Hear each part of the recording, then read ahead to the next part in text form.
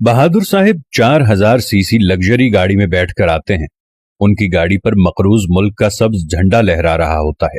टैंकी में 50 से 100 लीटर मुफ्त का पेट्रोल होता है।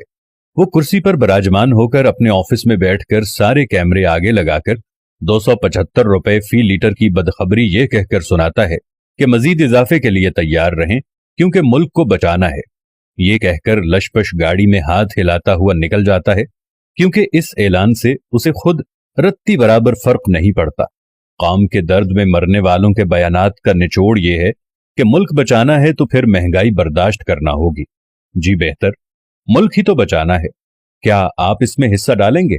जी, आप जिनको सिर्फ 300 लीटर पेट्रोल की मद में हजारों लाखों रुपए कौमी खजाने से मिलते हैं और ये पेट्रोल 19वें ग्रेड के हर अफसर से लेकर बड़ी कार और बड़ी तौंद वाले हर मुस्तहिक मेंबर पार्लियामेंट को मिलता है।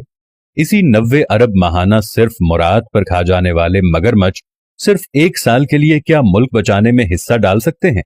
क्या अपने पैसों से हर चीज खरीद सकते हैं? नहीं, मुश्किल हो जाएगी ना। मुफ्त बिजली, मुफ्त पेट्रोल, सब्सिडी और टैक्स फ्री अय्याशी, मगर वीआईपी इलाज, एयर कंडीशन घर, एयर कंडीशन ऑफिस, मुफ्त तालीम, पूरी दुनिया के मुफ्त चक्कर, ये सब न रहा तो ये मुस्तहिक अशराफिया तो मर जाएंगे। लेकिन हर बार रोते हुए कहते हैं मुल्क दिवालिया हो रहा है। इस दिवालियापन में किसी एक लीडर ने कभी अपनी मुराद वापस करने का ऐलान किया है आज तक?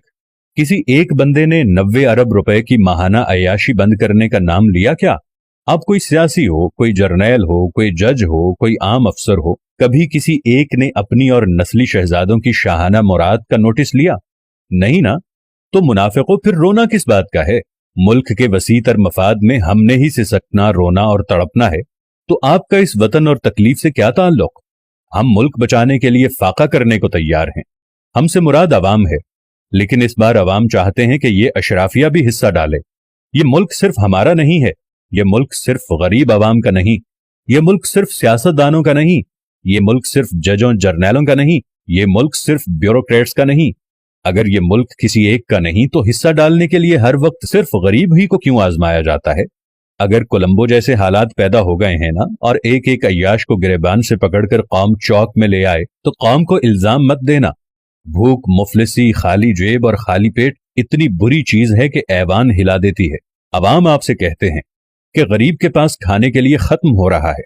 तुम लोगों ने आज भी उनका साथ नहीं दिया तो फिर कल मत कहना कि बहुत देर हो चुकी है। आए बिला तफरीक हम सब मिलकर जाती वाबस्तगी से हटकर मुल्क को बचाते हैं। किसी भी जमात से हटकर हम एक दूसरे के लिए सोचना शुरू करते हैं और मुल्क के बारे में सोचते हैं। मुराद